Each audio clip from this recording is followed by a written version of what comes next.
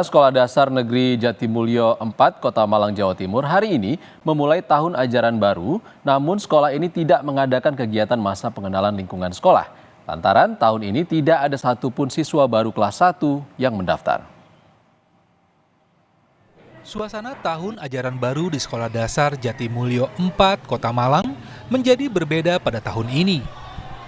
Jika lazimnya sekolah dasar terdiri dari kelas 1 hingga kelas 6, namun tahun ini SDN Jatimulyo 4 hanya ada siswa dari kelas 2 hingga kelas 6.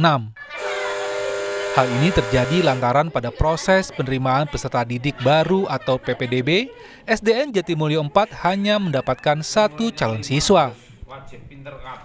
Namun mendekati masa tahun ajaran baru, 1 calon siswa yang telah mendaftar tersebut memilih untuk pindah ke sekolah lain atas permintaan orang tua.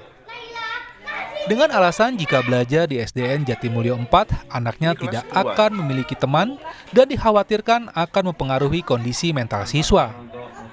Karena permintaan orang tua, kemudian setelah itu kami pertimbangkan dampak psikologis, satu orang ini meminta orang tuanya untuk pindah di sekolah sebelah, yaitu di SD Jatimulyo 1. Karena pertimbangan dampak psikologis, kami Dinas Pendidikan bersama koordinasi dengan Kepala Sekolah memutuskan untuk sesuai dengan permintaan orang tua kami layani, sehingga anak itu sekarang sekolah di SD Jatimulyo 1. Pihak sekolah tidak mempermasalahkan tidak adanya siswa baru di kelas 1 lantaran hal ini terjadi karena banyak faktor. Namun pihak sekolah tetap membuka pintu bagi siswa kelas 1 yang mungkin akan mendaftar di sekolah ini hingga waktu yang belum ditentukan.